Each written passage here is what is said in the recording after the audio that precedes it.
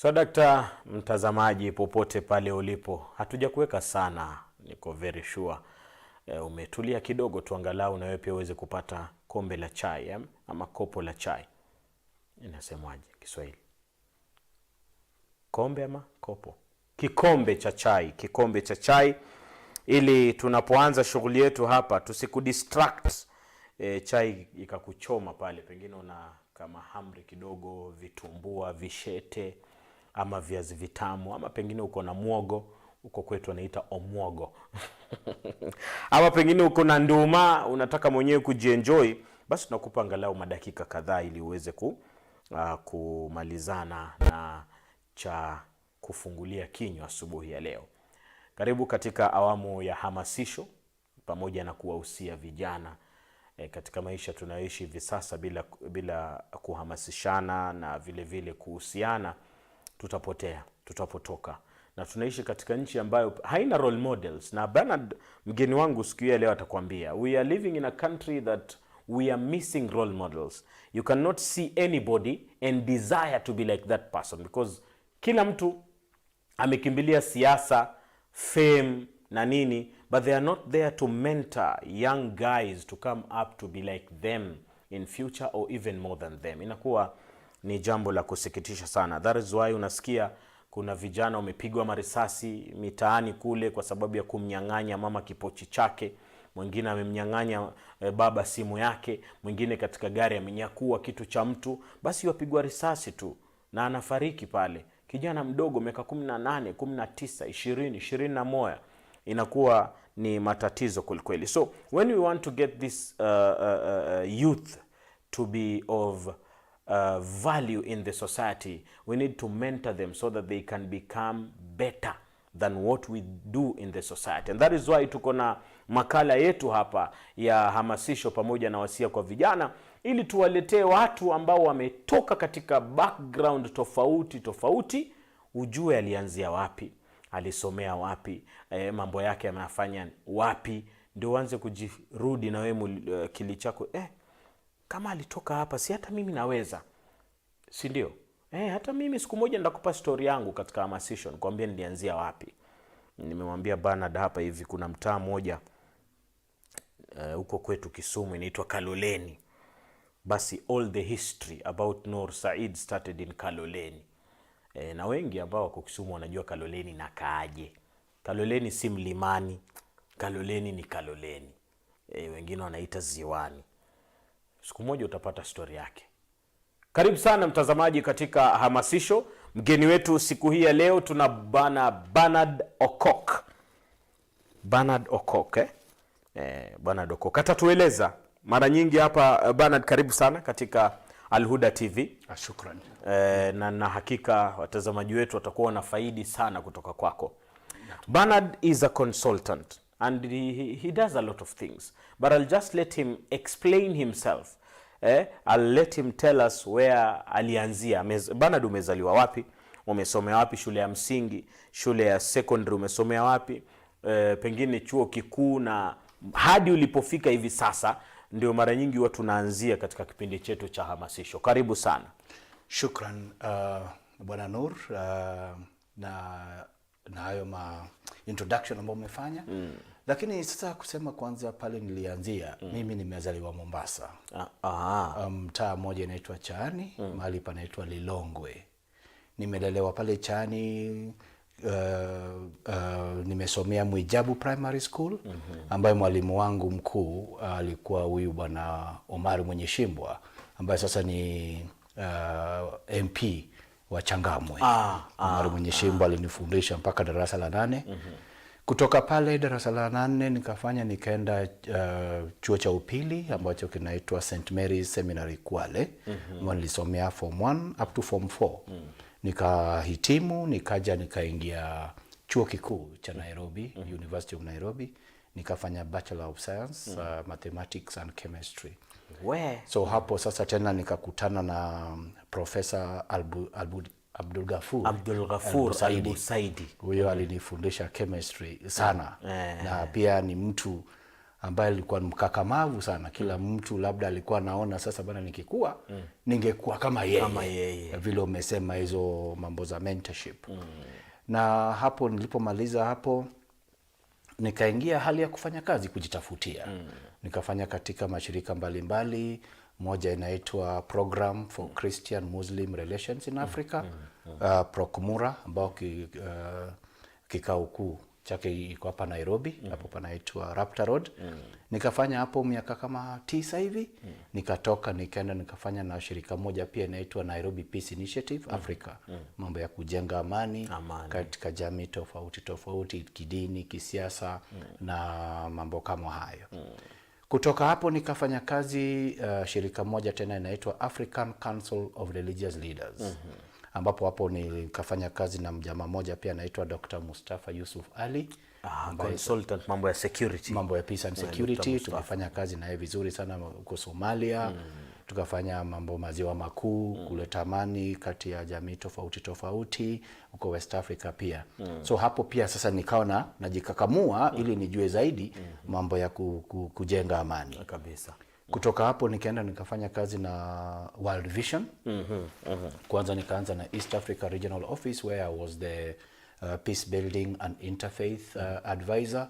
Nikaenda kwa headquarters yao inaitwa Global Office. Pia nikafanya kazi ya Peacebuilding and Interfaith Relations. Nilipomaliza hayo nikarudi tena African Council of Religious Leaders for 1 year. So nilipomaliza sasa hapo kumalizia contract yangu, sasa ndio ninafanya kazi kama consultant, peace building, conflict resolution, and particularly in the area of prevention of violent extremism. Nimehitimu shahada ya pili katika peace and conflict studies in the area of international relations and diplomacy.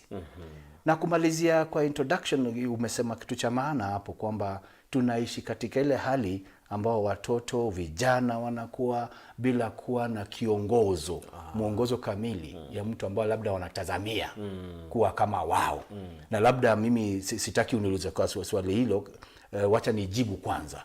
Mapema. Katika hali yangu ya kukua kimaisha wakati nilienda chuo cha pili, kuna mjamaa moja alikuwa anatufundisha CRE. Kwa sasa ni bishop. Anaitwa Bishop Wilbert Lago, Bishop of Catholic Church in Malindi. Alafu sasa tena nilipokuja nyanja ya kitaifa, sasa naonelea mtu kama Bishop Muheria wa Nyeri, Archdiocese of Nyeri. Tena kuna Bishop Martin Kivuva. Hao sasa kimaisha yangu ya Kikatoliki ama Kikristo au wameniathiri. Unaona kwamba mtu ako na elimu, mtu ako na cheo kubwa, lakini ile unyenyekevu ya kufanya kazi ya kujenga amani, kuleta watu pamoja, unaangalizia kwamba ningekuwa kama Bishop Lago, ningekuwa kama Bishop Muheria, ningekuwa kama Bishop Kivuva. Lakini pia upande wa Kiislamu kuna watu wengine pia ukiangalia bana, unaweza sema kama ningekuwa Muislamu ningetarajia nikuwe mtu kama fulani. Kama umemtaja Abdul Ghafur al-Busaidi, an amazing human being. Kiwa kiongozi ambao pia anaitwa Hassan Olenado ambao mwenyekiti wa SUPKEM kwa sasa. Tumefanya kazi naye. Alikuwa mwenyekiti wa kwanza ni Abdul Ghafur, akamwachia yeye. Na wakati wa Abdul Ghafur alikuwa pale, yeye alikuwa kiongozi wa I think vijana. Sasa kiongozi wa vijana. Alafu kuna huyu anaitwa Sheikh Ledome, Ibrahim Ledome. Sasa hao watu ukiangalia katika maisha yao, vile kufanya kazi, vile wanatengamana na watu kwa kijamii, unasema ningependa kuwa kama wao. Lakini ningekuchanganua kidogo. Labda siku moja fanya utafiti. Nenda tu pale kama Majengo, nenda pale Kibra, ama Nairobi, ama Kenya nzima. Hebu tafuta tu, uliza tu vijana, ungekuwa mtu mkubwa, ungetarajia kuwa kama nani? Tuone tu yale majibu ambayo utafanya. Nishawahi fanya. Nimewahi jaribu. Sawa. Cha ajabu ni kwamba waliotaja viongozi wa Kenya ni 2% kwa 100. Kwa maana wengi walisema nataka kuwa kama Cristiano Ronaldo, nataka kuwa kama fulani, nataka kuwa, nikamwambia hawataki atakuwa kama mimi bwana. Wewe nani? Sasa unashangaa kwa sababu sasa hiyo unapata nguvu ya media. Nguvu ya media ku influence people's mind so that they look at people like Ronaldo being famous. But they don't know how he started. But why how come we don't associate with the people we have in our own society because of the influence of the media? So nafikiri hiyo maelezo ya mwanzo imekuwa safi kabisa, imekuwa fine kabisa. Na sijui kwa nini umeingia ukisema tusizungumze Kiswahili, na wewe umesomea Uswahilini ndugu yangu. Namna gani? Na Kiswahili chako ni kizuri tu. Sasa ningekuambia kitu kimoja. Sasa wakati nilihamia Mombasa kuja kusoma Nairobi, Kiswahili changu kilikufia voi. Ikaje kazi kwa hapa Ukambani. Sasa ile ambayo niko nayo, ile ambayo niko nayo, ile kubambanya tu ndugu yangu. Lakini bora ujumbe ufike. Absolutely. Mimi swali langu la kwanza. Ndio. Umesomea chemistry na mahesabu. Yes. Umeingia vipi katika peace building and conflict resolution? How? Sasa ningekuambia kitu kimoja. Hata history yoga tunasema sana tukikutana na Professor Abdul Ghaffur. Sasa tunaambianaga wewe umefanya chemistry. Sasa hapo umekuja kufanya nini? Sasa siku moja Abdul Ghaffur akaniambia, wajua ukifanya mambo ya chemistry na ukija kwa mambo ya amani, you use the knowledge of chemistry, how atoms are combining, molecules are combining in order to build a bigger thing. So you use that knowledge. But kwa ufupi ni kwamba wakati nilikuwa nasomea chuo kikuu cha Nairobi hapo Chiromo campus, kulikuwa na hii mambo ilikuwa nafanywa clean up the world. So nilipenda sana mambo ya kijamii, kufanya kazi kijamii na kujenga utengamano. So tukawa tunaenda hizo mikutano huko UNEP, nikakutana na magwiji. Hawa mambo ya peace building, conflict resolution. Then I said, this is something I can be able to do. So then I got in touch with some student organizations. One of them is World Student Christian Federation, ambao sasa nilipojiunga nao wakanipatia muongozo kamili jinsi ya kufanya kazi ya kujenga amani, kufanya social cohesion, understanding different faiths. In fact, when I started working with the program for Christian-Muslim relations as a program officer, I started asking myself fundamental questions. Because I started reading materials from different religions, Islam, Judaism, Hindu, Christianity. But one thing which really triggered my mind ni kwamba, how come hizi dini zote zinaongea juu ya amani? Hizi dini zote zinaongea juu ya kuhusiana, hali ya kutengana kwa amani, kujenga. How come we don't have that peace? What is the question? That is what made me now enter into that space to find out why, irrespective of all these nice teachings, irrespective the scripture of all, is so beautiful. Yes. If you read it well, you will not find anywhere that it ignites violence or anything. Exactly. It's just peace. So actually now, to answer your question, what pushed me into this is to go and find out the truth. Why, irrespective of all these glamorous teachings from the scriptures, from the founders of religions, from the prophets, why is it that we still do not have that peace? Fundamental question. Yes. Now, two things here have emerged in your talks. You are a peace ambassador. And when we talk about peace, most of the time, and you'll answer me directly, why is it that religion must always be there and politics must always be there? Because if you look at Kenya, for example, what triggers violence is ethnic politics, whereby this is ours, this is not ours. And when you look at religion, what triggers violence in religion, that is a question that I've never answered until today. Good. I'll be very frank on this. And niruhusu niongee Kiingereza ili nijadiliane vizuri. Sawa kabisa. Religion sio tatizo.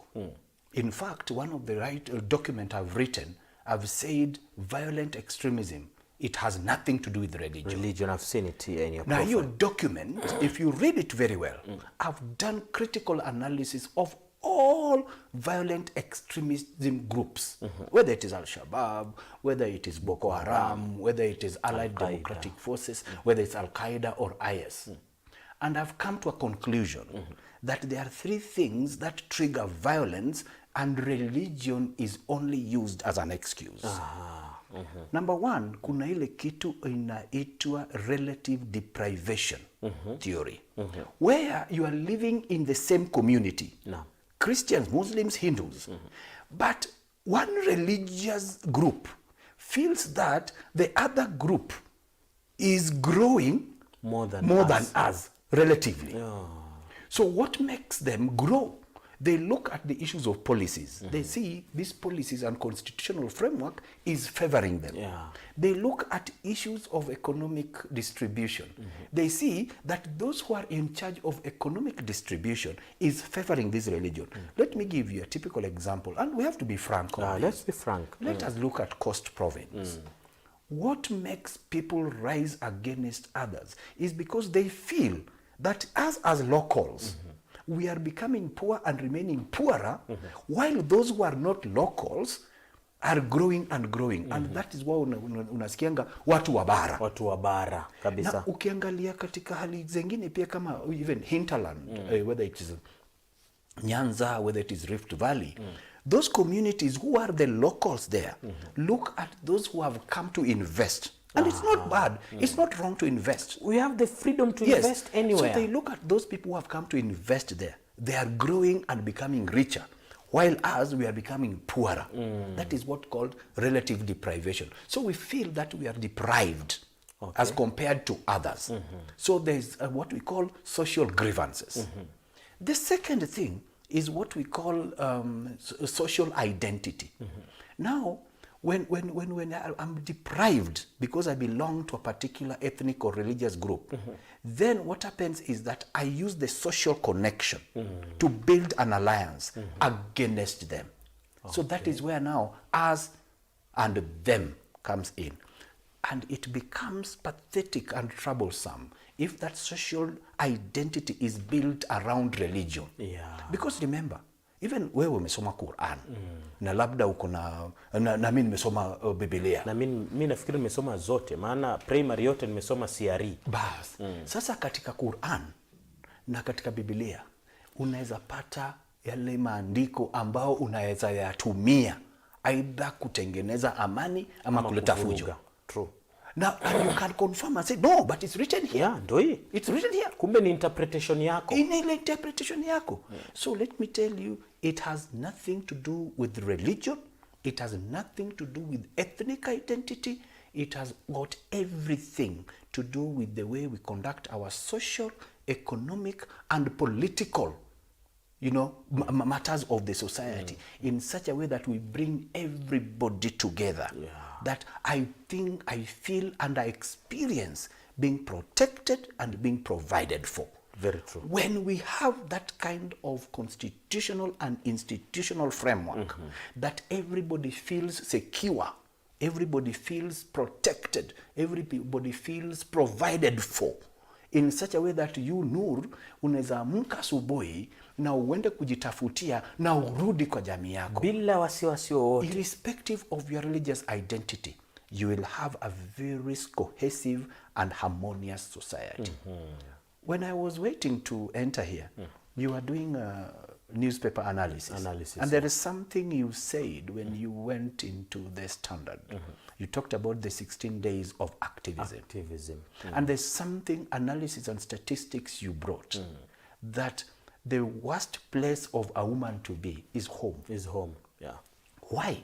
Because we are living in an environment where we no longer value human dignity. True. We look for human rights more than human dignity. Human rights is a legal parameter. Human dignity is about our values.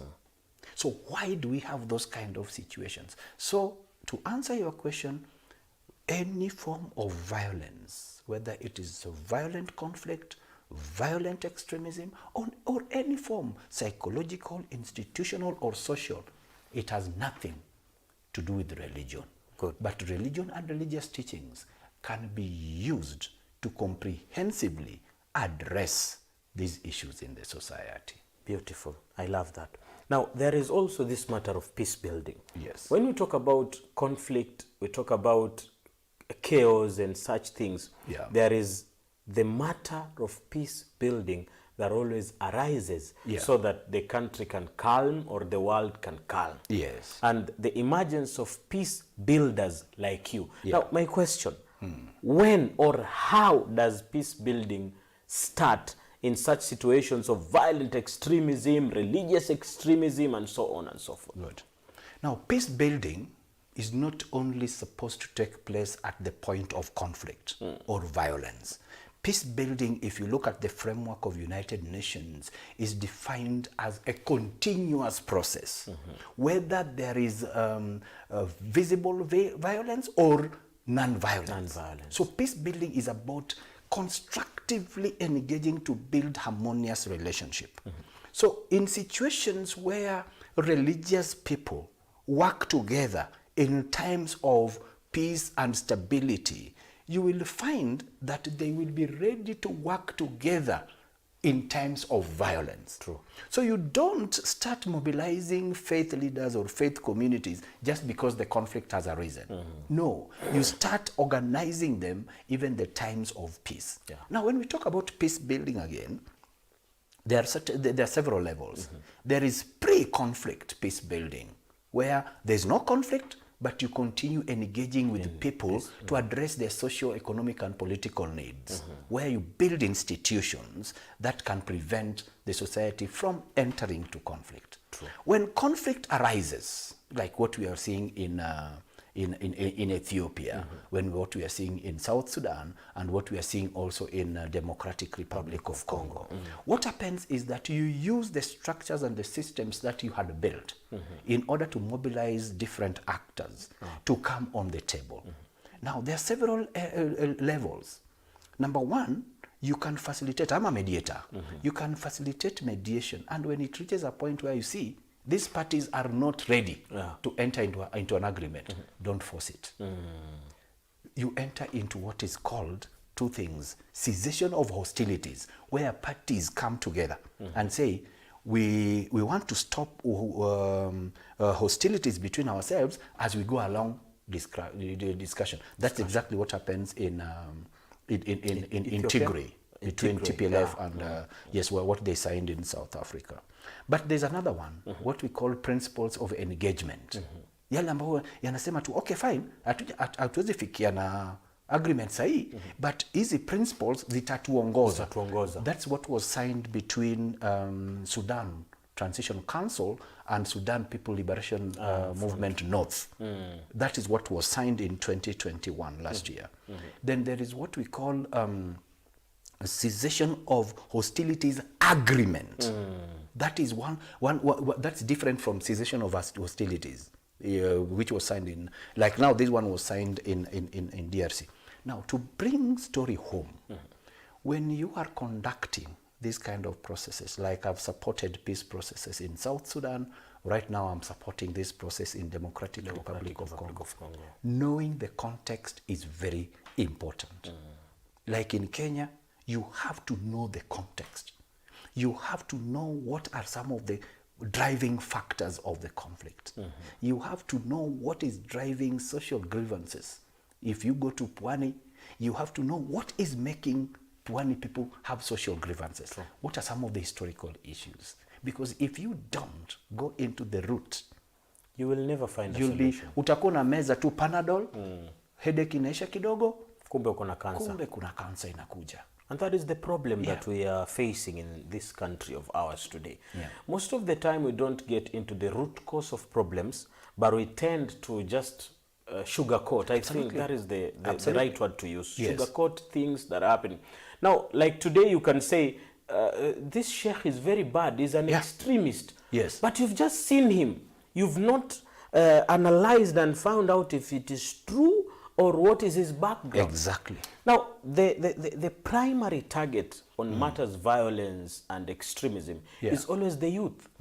Because majority of them have no jobs, they have nothing to sustain them. Yeah. So they are easy targets to those big people, let me call them like that, to initiate these young guys to go and cause chaos all over. Yes. How do you address them in such a situation? Good. Now, number one, there's a statement I normally make that violent extremism is a no respecter of religion. All religious communities, all ethnic communities can have the aspects of violent extremism. All religions. So let's start from there. Secondly, young people are easy to mobilize because you know what, at the end of the day, they see two things. Number one, they have a future to protect. Number two, sometimes they don't have anything to lose. True. Dealing with somebody who doesn't have anything to lose, my friend, is very dangerous. If you want to know this, go and enter into violence with those street children. They don't have anything to lose. They have lost hope.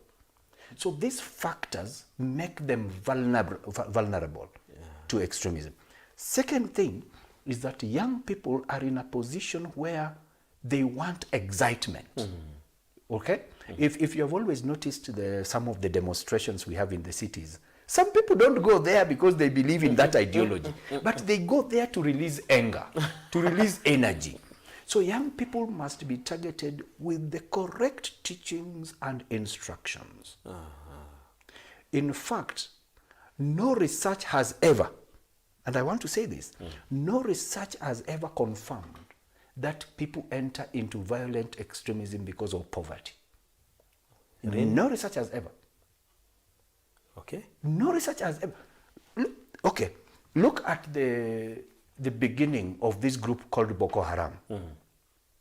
Poverty and social discrimination is just used as an excuse. In fact, it pains me when people associate Boko Haram with Islamic ideology. It pains me. Because if you look at how Boko Haram emerged, these were young people who walikuwa wanajitafutia kimaisha. And most of them were riders. You know, hizi pikipiki. Boda. Walikuwa wanajitafutia kimaisha. So ile mzozo ambayo ilitokea kati hao vijana na City Council walileta rules, new rules. Sheria fateni.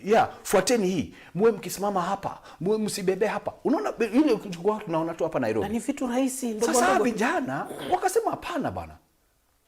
Kwa nini tusizungumze?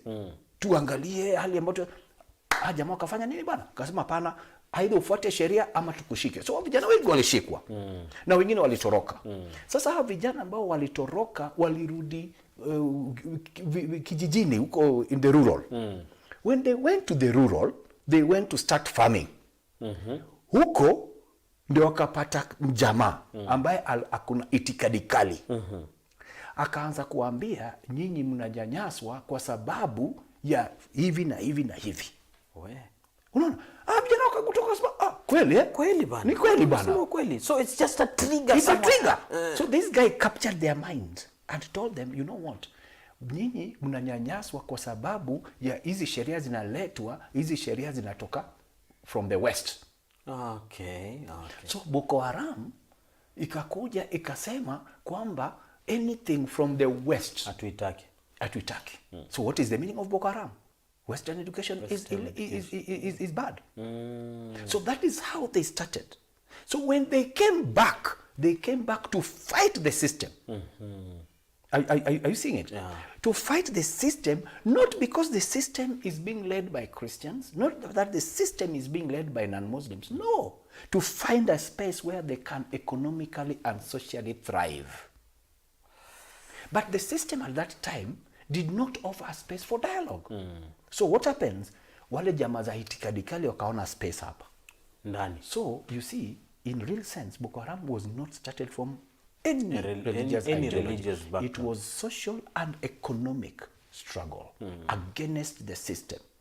So what triggers any form of violence, any form of conflict, is the disagreement between people's aspirations, people's hope, and people's view of the society against the system which is repressive, which does not allow the environment of dialogue, the environment of constructive engagement, the environment of understanding in such a way that me as a Christian, can I be given an opportunity upon grounding myself with Christian teachings to understand more about Islam and appreciate you as a Muslim.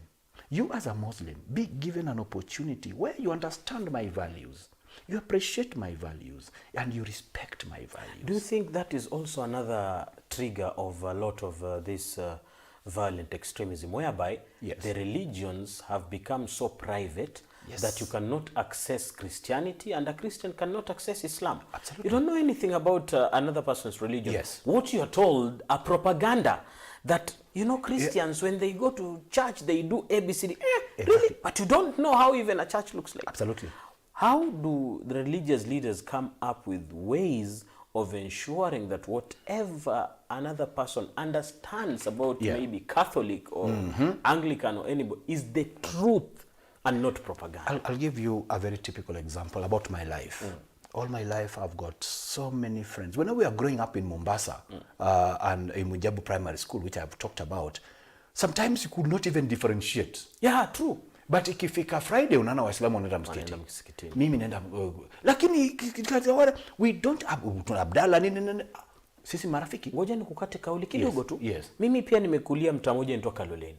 Nimesoma shule inaitwa Kisumu Union. Good. Na kuna jirani zetu wanaitwa Kibuye Mixed. Yes. Ijumaa tunapewa ruhusa. Yes. Nendeni msikitini saa 5. Bas. Saa 8 mkirudi mnaambiwa bana leo ni Ijumaa, twenda kanisani. Absolutely. Usha swali yako, twende na sisi yetu kikata. So tumeenda kanisani. Kwa sababu wale ndo sponsors wenu, lazima mwende. Tunawaangalia, hatulazimishwi, lakini tunaangalia wanafanya maombi yao na nini, tunamaliza tunatoka tunauliza, mbona hatuoni zile vitu tunaambiwa huko nje ati sijui kienda huko utapewa nini sijui nini. Basi. Sasa wacha nikwambie. Mimi katika hali yangu ya kufanya kazi ya amani na utengamano nilichukua jukumu ya kujua zaidi Islam. Si ati lazima ni kuwe Muislamu ndio ujue Uislamu. Nilichukua jukumu. Nilikuwa naenda, unaona hizi prayers za Fridays hapo Jamia Mosque. Wana rafiki yangu mmoja anaitwa Musa Mwale, very good guy. Tulikuwa tunaenda hapo. Ninakaa naona.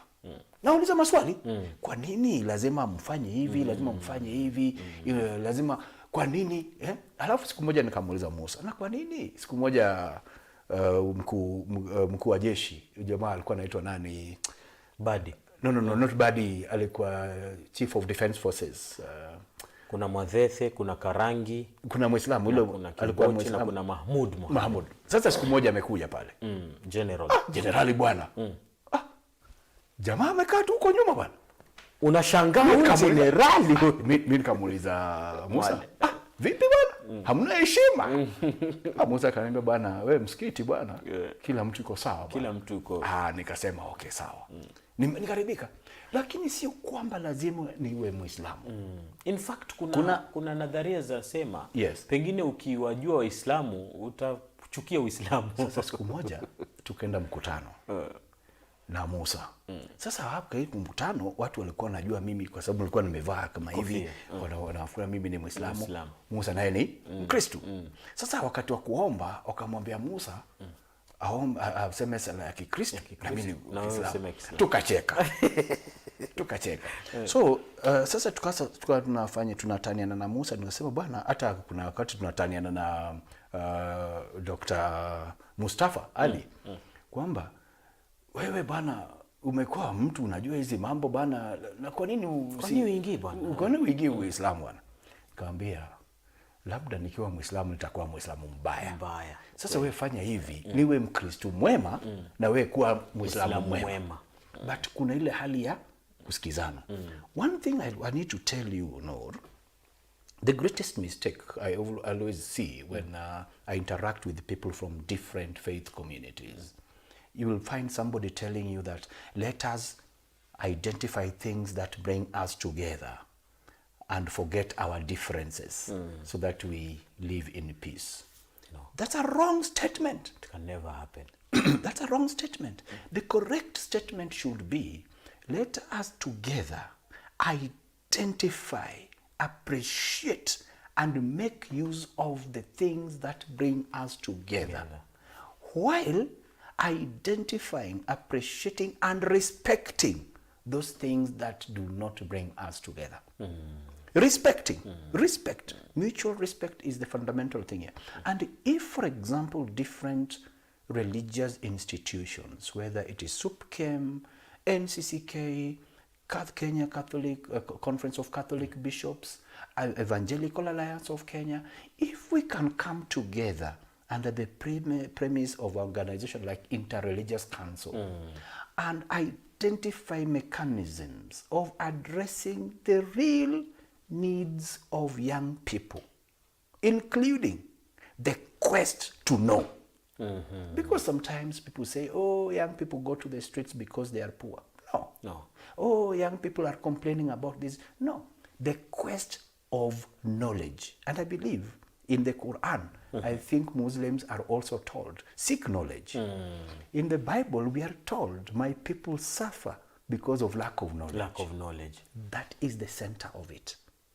If we can pursue to quench the thirst of knowledge among young people, appropriate knowledge, appropriate understanding, and appropriate appreciation of who we are. Let people know that it is not wrong to be a Muslim.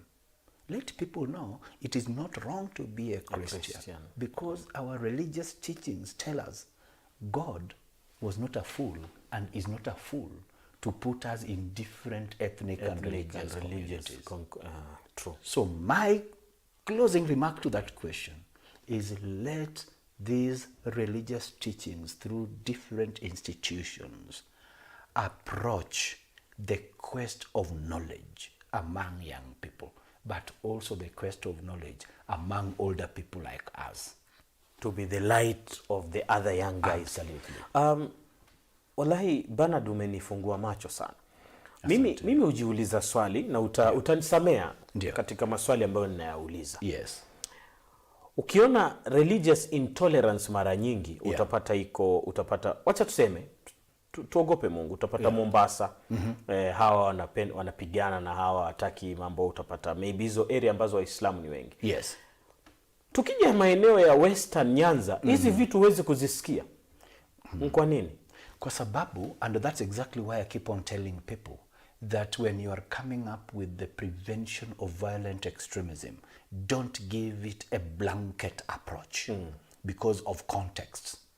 The issues in Mombasa are probably different. When you look at within the confine of violent extremism, the way the violent extremism will manifest itself in Mombasa will be different from the way it will manifest itself in Kisumu. Now, in Mombasa, for example, somebody can mobilize communities alongside faith identity, like Islam, Christianity, and whatever. In Kisumu, somebody will mobilize. The most formidable approach of mobilizing people towards violent extremism is social and political, and particularly ethnic and clanism. So in Kisumu, you have got different clans. But different religions. Different denominations. Okay, so within Christianity, we have got different denominations.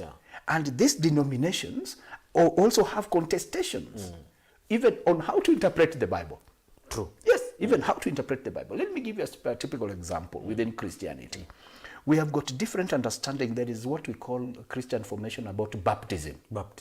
So there are some denominations who believe that baptism must only take place through immersion, the way Jesus Christ was done at the river of Jordan. So you have to be immersed inside the water. So there are denominations which also believe that what we do in baptism is sprinkling water on your forehead. Because that divinity, there's those contestations that they say, no. Unless you are immersed, you are not yet baptized. I believe that even in Islam, of course, there are those contestations. So what happens is that those people who propagate violent extremism, they look at the context. And if this context of pulling people and pushing people against each other along denominational divide can work, they do that. We have got several cases in Kisumu, in Homa Bay, or even in South Nyanza, where we have got those contestations between and among the church leaders.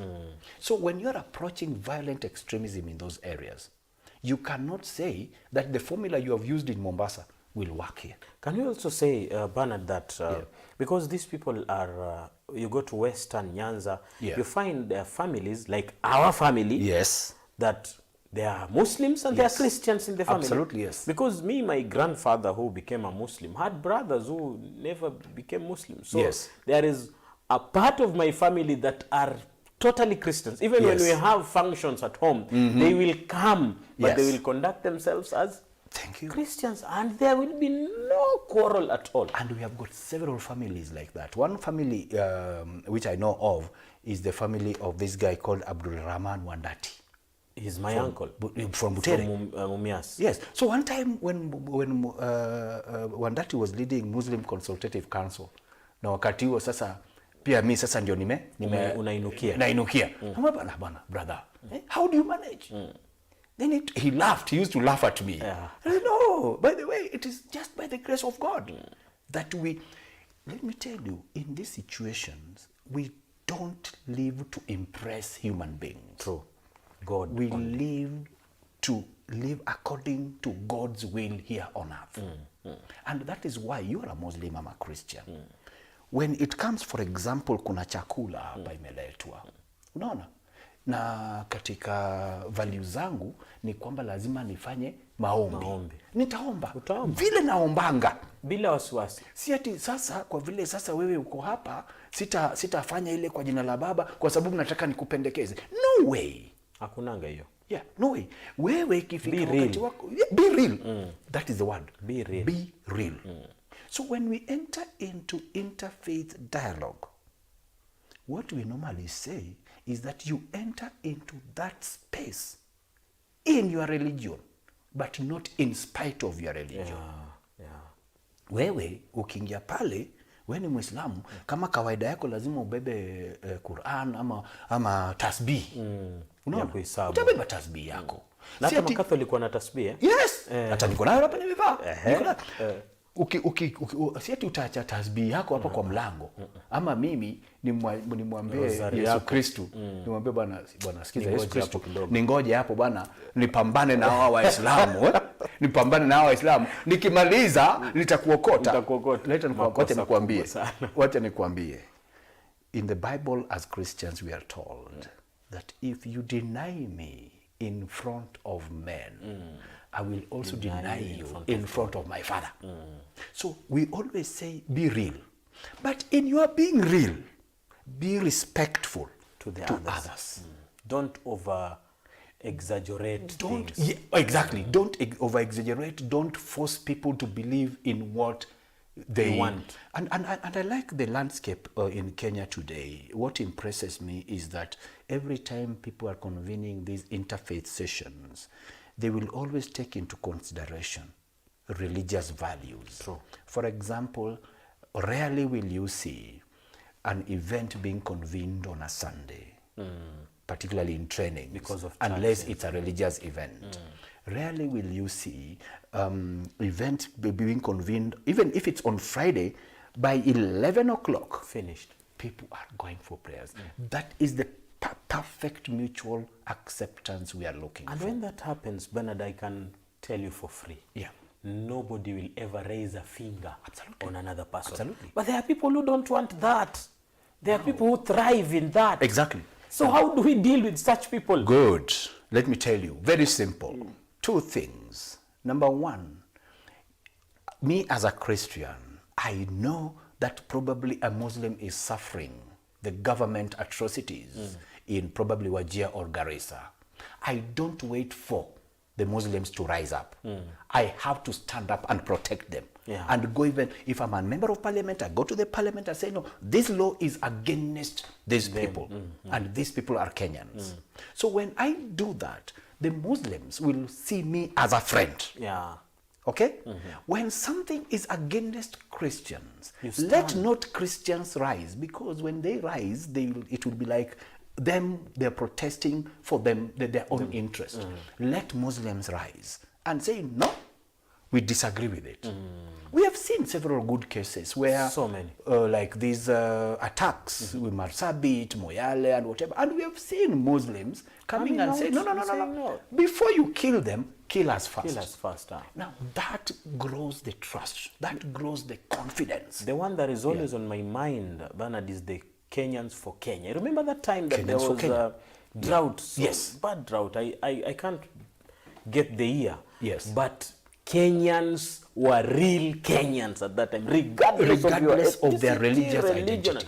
That is what we need. Exactly. That is exactly what we need. Now, Bernard, because of time, muda unakwenda, kuna vijana sasa hivi wamekaa na kutizama. Kuna vijana Mombasa ulipotoka, kuna vijana Kaleni Kisumu napotoka, kuna vijana KJ, Majengo, Kibra nini. Unajua wanakuangalia na kushangaa, wanasema, Bernard huyu. Hebu zungumza nao. Yes. Wape nasaha, waambie vipi wanaweza kuishi katika hii dunia na dini zao bila kugombana na watu wengine. Good. What I can tell the youth of Kenya today, irrespective of your religious identity, irrespective of your ethnic identity, you have a country called Kenya. You have a society called Kenya. If Kenya burns, your future burns, and you will be devastated. So my advice to you, use your religious teachings to build, advance peace and social cohesion wherever you are. Start from your family, in your community, in your constituency. Build structures that can continuously bring you together, and always consult and work with your faith leaders to build a peaceful, prosperous, developing, and cohesive society called Kenya. May God bless you. Huyo anaitwa Bernard Okok. Leo amenifungua macho katika mambo mengi tu ambayo amezungumza. Bernard, sijui tunakupataje kwa wale ambao pengine wanaona hii kipindi imekuwa fupi sana. Kuna mambo mengi ambayo Nur na Bernard walifaa kuzungumzia, lakini pengine wamelisahau. Kwanza nitakwambia kuna kitu ambao unaona ni muhimu hujalitaja, ulitaje, alafu pili tunakupata vipi kama kuna mtu yote ambaye anataka kuzungumza na wewe.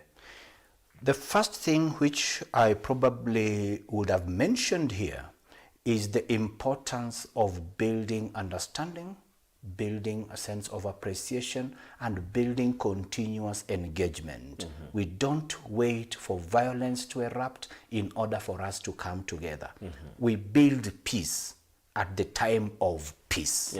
Because when violence comes, we shall have constructed that understanding and confidence. I will have known you. I can rush to you and tell you, Nur, we need to do this thing. That is one thing I would really want to emphasize on. And then the second thing is, let's advance correct teachings. And the advice I can give to Al Huda TV, reach out to other religious-based media institutions. Come up with some common agenda on, like now, these 16 days of activism. The media, all the media, particularly the religious-based, can come up with a message which can be tweaked within the Islamic, within the Christian, and it goes throughout. When we formulate a common message, it will resonate with the entire society. Because a Muslim would resonate very well with a media channel towards him. And that message reaches them. A Christian will do the same through the Hope TV, Radio Waumini, or others. So that is one thing. Faith-based organization. Exactly. So how to get me? Of course, I can give my number, 0726 851947, 0726 851947. In terms of email is ben.okok@outlook.com. ben.okok@outlook.com. I'm always available. Or can you also give mentorship talks and programs to young guys? Because I've gotten a message here whereby a guy is saying that you're doing an amazing job. Thank you. And if you can, they can get you to come and talk to others not on TV of course, but maybe on their areas. I've done that several times, both in and outside Kenya. In Kenya, I've done that a lot in Mukuru, Kwanjenga. I have got amazing young people that I'm mentoring there who are doing amazing work, particularly during this post-election, the past election period. They're amazing. So I do that. I've done that in places such as Mtwara in Tanzania, Tabora in Tanzania, and even Morogoro. I've done that even in Mozambique, Maputo. I've done that several times in Juba, just engaging with young people, showing them where I've come from and why I believe in what I believe in. I'm very available to do that. What we really need to do is just to plan ahead of time. Asante sana mtazamaji, nisikia mwenyewe, na pia kuna vikundi vya kina mama. Najua Mama Omari unanitizama kutoka Kisumu, Kaleni. Vikundi vyenu vile vya kina mama, Bwana Bernard mnaweza kupanga aje azungumze nao. Maana actually nitakuwa Kisumu Friday. Kisumu Friday, ushasikia?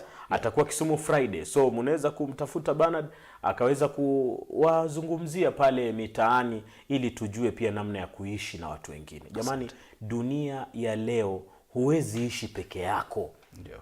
Mtu ni watu na asona watu ni mchawi. Asante. Siongezei lolote. Shukran sana. Mimi naitwa Nur Said kwa niaba ya Bernard.